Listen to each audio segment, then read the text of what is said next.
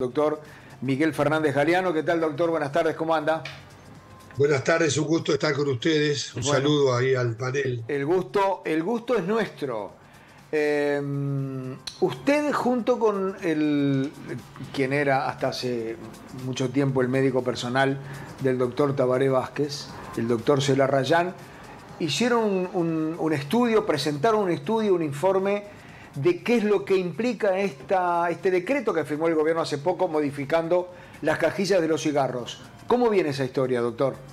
Sí, efectivamente, junto a la doctora Adriana Peverón y Mario Celarrayán, estuvimos en la mesa política y hicimos un análisis de lo que es la evolución que ha tenido el tema del control de tabaquismo en Uruguay y en particular los temas, lo que nosotros entendemos son retrocesos. Esto no es un juicio político, es un hecho objetivo en el marco normativo que regula el mercado del tabaco. Y creo que en ese sentido es preocupante que digamos, una adicción como es la del tabaquismo empiece a tener fisuras que parecen todas pequeñas, pero que en su conjunto debilitan la posición del país, una política de Estado del país respecto a este tema. ¿En qué? A ver si nos ayuda a entender, porque en su momento todo el mundo debatió, al principio todos nos asustamos, después muchos dijimos, nah, pues si el único cambio es la cajilla que en lugar de dura es blanda. ¿Por qué la palabra retroceso? ¿Se anima a contarnos? Sí, como no, hay que fundamentarlo, porque decir que un gobierno tiene un retroceso en una política no puede ser dicho gratuitamente o por una cuestión menor. Claro. En realidad hay básicamente tres hechos que hoy podemos situar en el plano del retroceso. El primero tiene que ver con habilitar la importación y la comercialización de productos de tabaco calentado, lo que genéricamente se conoce como cigarrillos electrónicos. Eso fue en marzo del 2021 y significó una flexibilización que yo creo que más que para el Uruguay, tiene que ver con que Uruguay empiece a ser ejemplo de una flexibilización en el control frente al tabaco en relación al resto del mundo, a mercados mucho más importantes que el de Uruguay. Pero bueno, se habilitó y fue un retroceso que fue señalado en su momento. Esto, repito, marzo de 2021. El segundo tiene que ver con cambiar el etiquetado neutro. El etiquetado neutro no es una única medida de control de tabaco, es una medida que se suma sinérgicamente, o sea, se potencia con otro conjunto de medidas, como son los espacios, el controlar no fumar en los lugares cerrados, bueno, el conjunto de medidas que están dentro del convenio marco de control de tabaco de la OMS. Y en realidad afectar lo que se llama el empaquetado y sobre todo el rotulado, tanto de exterior como interior, con logotipos, con publicidad, estableciendo diferencias, el acceso al tabaco genera una puerta de entrada, una fisura en el consumo de tabaco. Eso hay evidencia científica, hay decenas de países que ya tienen etiquetado neutro.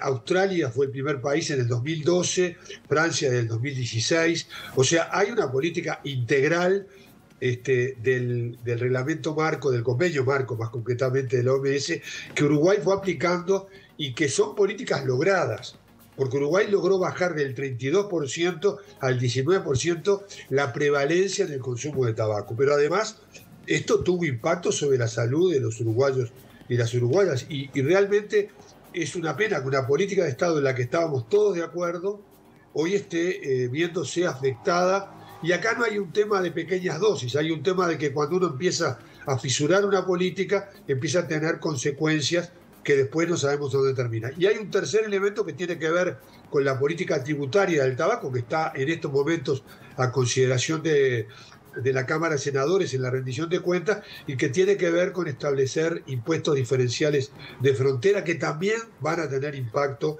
y que en realidad lo que hacen es privilegiar el interés comercial o industrial de una industria que enferma y mata por sobre la salud.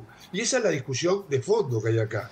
Doctor, no es solo 3 artículos de un decreto. Doctor, ¿cómo toman ustedes que el gobierno no haya consultado a la comunidad científica que además parece monolítica en su discurso, en el mismo sentido de lo que usted dice, ¿no? Que hay sí un paso atrás en la política antitabaco y que autoridades como Rodrigo Ferrés, el prosecretario de Presidencia, diga, bueno, vamos a alargar así y después vemos.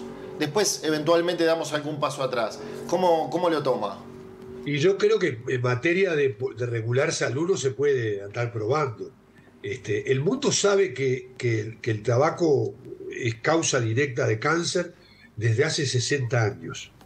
60 años exactamente que se confirmó estudio de Dolly Hill. De ahí en más la industria trató de tener interferencias para modificar la política de tabaco. Y yo creo que no escuchar a la ciencia no es una casualidad, tiene que ver, esto hay que llevarlo al plano de las políticas sanitarias, pero también al plano de una prioridad. Y cuando se tiene prioridad, y esto no se trata de hacer una politización político-partidaria, sí un análisis político, porque la comunidad internacional científica, e incluso los actores en Uruguay, de la sociedad civil, por ejemplo, el doctor Bianco, una persona que ha jugado un papel importantísimo en la política, ha dicho con mucha claridad que no se trata de ponerle palos en la rueda al gobierno, al contrario, se trata de ayudarlo al gobierno de mantener una política que tiene consecuencias económicas, porque no controlar el tabaco, subir 3, 4 puntos en la prevalencia del consumo de tabaco, largamente supera lo que puede ganarse por impuestos, por ejemplo, en política del tabaco, más allá que los impuestos se hayan subido. O sea, Uruguay tiene un impacto en salud, estoy citando estudios rigurosos, de $1.000 millones por consecuencia de las enfermedades ocasionadas por el consumo de tabaco. Lo que se recauda por el tabaco son 350 millones de dólares. O sea, hay solo desde ese punto de vista, no solo desde el punto de vista sanitario, una apuesta muy equivocada del gobierno, pero que está alineada con esa idea de poner por delante el interés comercial y esa... Usted citaba al prosecretario de Presidencia, pero el propio presidente, cuando dice me lo pidió la industria, sí, está diciendo algo que es más grave de lo que parece, porque significa asumir que se puede gobernar escuchando consejos de una industria que existe, no se la prohíbe, pero que causa enfermedad y muerte de manera... Sí, no es cualquier industria, ¿no? Es una industria que hoy por hoy tiene mala prensa, que no es inocua para la salud de la gente como la tabacalera. Sin duda. Doctor, ustedes, más allá de lo de exponerlo públicamente y hacer planteos internos y pedir públicamente la derogación de alguno de estas normas, ¿alguna otra acción? Bueno, yo creo que lo que hay que hacer, yo diría que lo primero es pensar en que no siga habiendo derrumbe de la muralla.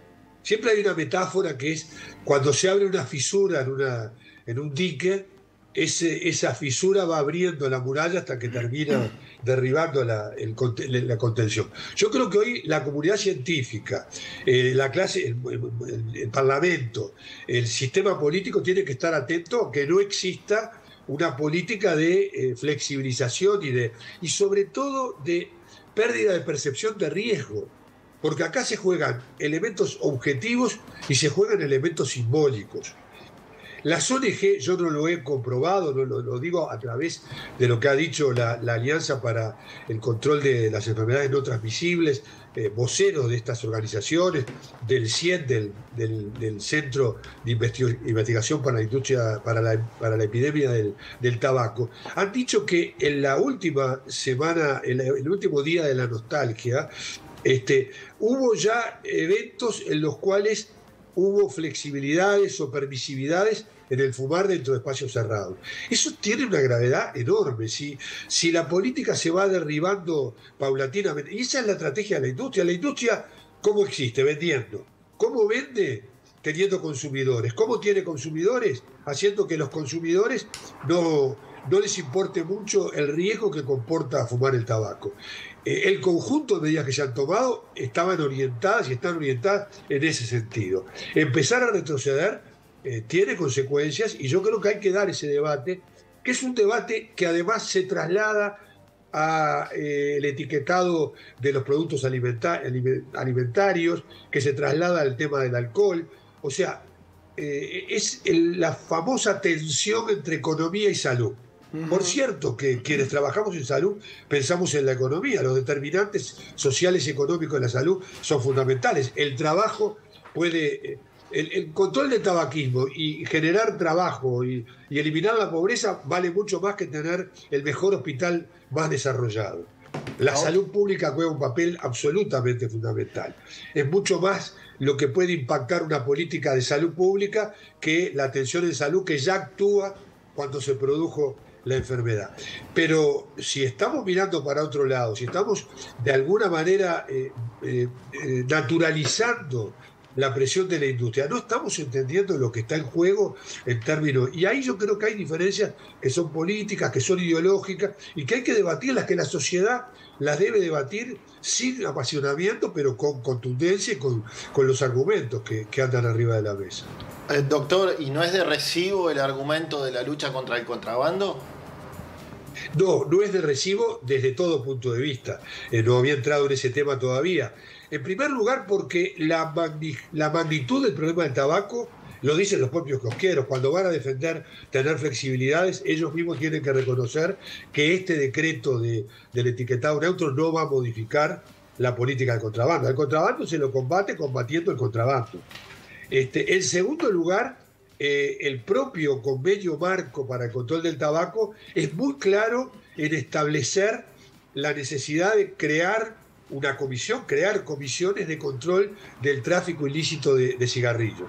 Bueno, Uruguay tenía esa comisión creada, pero no la había convocado nunca, la convocó el ministro Salinas a propósito de este decreto.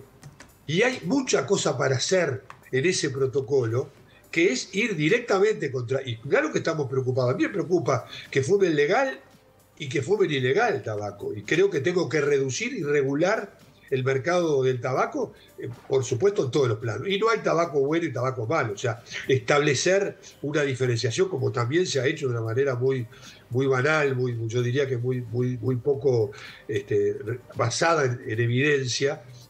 No hay ninguna razón para diferenciar el tabaco.